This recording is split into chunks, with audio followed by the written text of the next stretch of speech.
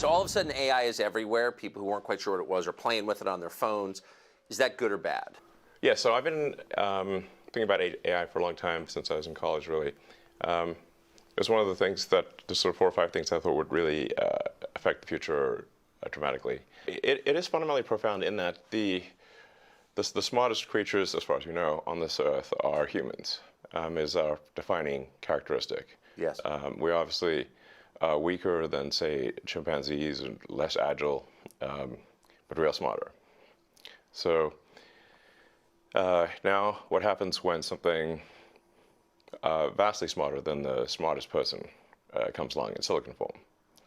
It's very difficult to predict what will happen in that circumstance. It's called the singularity. It's, it's a singularity like a black hole, because Yes. you don't know what happens after that. It's hard to predict. So I think we should be cautious with AI, and I think there should be some government oversight, because it affects it's a danger to the public. And so when you have things that are a danger to the public, like, let's say, so food and drugs. That's why we have the Food and Drug Administration, Right. and the Federal Aviation Administration, the FCC. We have these agencies to oversee things that affect the public, where there could be public harm. And you don't want companies cutting corners on safety, and then having people suffer as a result. So that's why I've actually for a long time been a strong advocate of AI regulation. So that I think regulation is, it's not fun to be regulated. It's somewhat arduous to be regulated.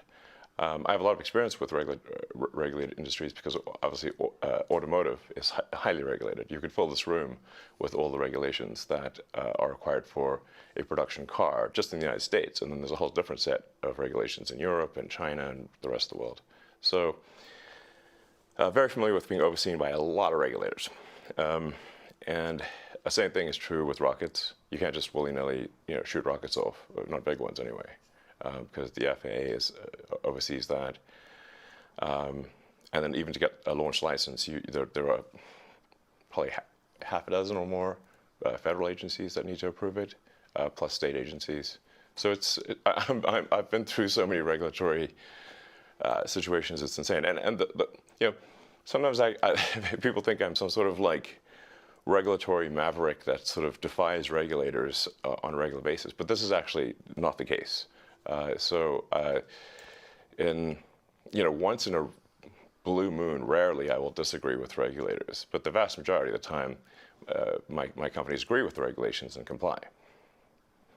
Anyway, so I think we should take this seriously, and we should have a regulatory agency. I think it needs to start with a group that initially seeks insight into AI, then solicits opinion from industry, and then has proposed rulemaking, and then those rules, will probably, hopefully, grudgingly be accepted by the major players in AI, and I think we'll have a better chance of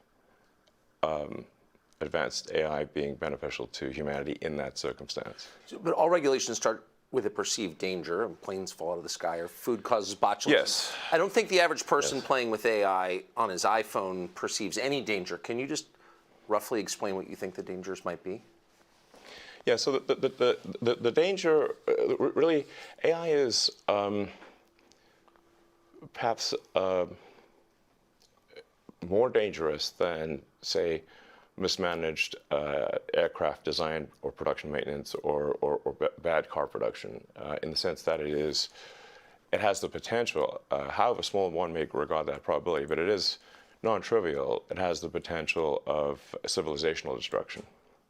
There's movies like Terminator, but it wouldn't quite happen like Terminator, because the intelligence would be in the data centers. Right. The robot's just the end effector.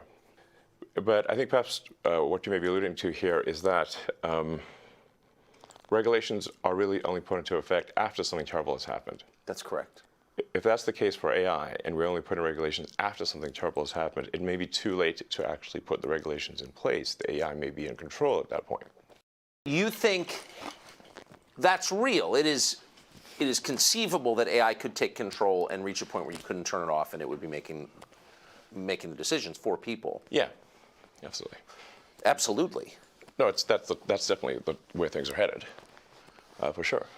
I mean, the things like say ChatGPT, which is based on GPT-4 from OpenAI, which is a company that I played a critical role in creating, unfortunately. Back when it was a nonprofit?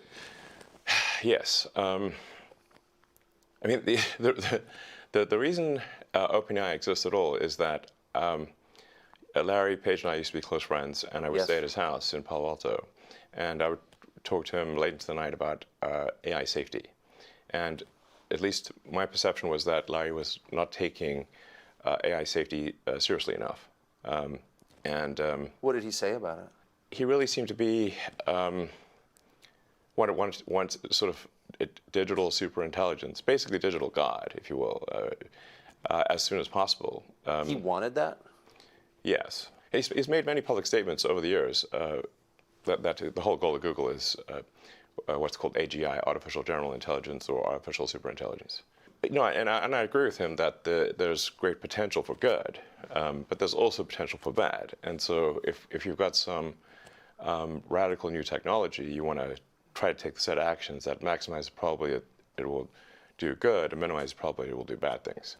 Yes. It can't just be hell for leather. Let's just go, barreling forward and, hope for the best. And then at one point, I said, well, what about, we're going to make sure humanity's okay here. And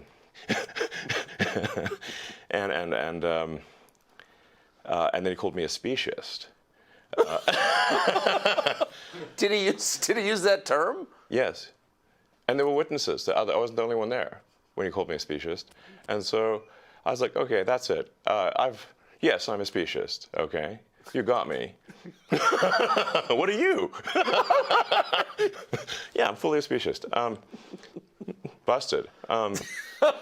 So that was the last straw. At the time, Google had acquired DeepMind, and so Google and DeepMind together had about 3/4 of all the AI talent in the world.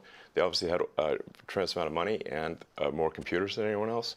So I'm like, okay, we have a unipolar world here, where there's just one company that has close to a monopoly on AI talent and computers, like scaled computing. And the person who's in charge doesn't seem to care about safety. This is not good. So then I thought, what's the furthest thing from Google would be like a nonprofit that is fully open, because Google was closed for profit. So that's why the open in OpenAI refers to open source, transparency, so people know what's going on. Yes. And that we don't want to have like while I'm normally in favor of for-profit, we don't want this to be sort of a profit-maximizing demon from hell. That's right. That just never stops. Right. So that's how OpenAI would. So you want speciesist incentives here, incentives that. Yes, like, I think we want pro-human. Yeah. Let's make the future good for the humans. Yes. Yes, because we're humans. So can you just put it? I keep pressing you, but just for people who haven't thought this through and aren't familiar with it, and the cool parts of artificial intelligence are so obvious. Write your college paper for you, write a limerick about yourself. Yeah. Like, there's a lot there that's fun and useful. But can you be more precise about what's potentially dangerous and scary? Like, what could it do? What specifically are you worried about? Going with old sayings, the pen is mightier than the sword. So if you have a super intelligent AI that is capable of writing incredibly well and in a way that is very influential, convincing, and is constantly figuring out what is more convincing to people over time, and then enters social media, for example, Twitter, but also Facebook and others, and potentially manipulates public opinion in a way that is very bad. How would we even know? How do we even know? So, to sum up, in the words of Elon Musk, for all human history, human beings have been the smartest beings on the planet. Now, human beings have created something that is far smarter than they are. And the consequences of that are impossible to predict. And the people who created it don't care. In fact, as he put it, Google founder Larry Page, a former friend of his, is looking to build a, quote, digital god, and believes that anybody who's worried about that is a speciesist. In other words, is looking out for human beings first. Elon Musk responded, as a human being, it's okay to look out for human beings first. And then at the end, he said the real problem with AI is not simply that it will jump the boundaries and become autonomous and you can't turn it off. In the short term, the problem with AI is that it might control your brain through words. And this is the application that we need to worry about now, particularly going into the next presidential election. The Democratic Party, as usual, was ahead of the curve on this. They've been thinking about how to harness AI for political power. More on that next. Subscribe to the Fox News YouTube channel to catch our nightly opens, stories that are changing the world and changing your life. From Tucker Carlson tonight.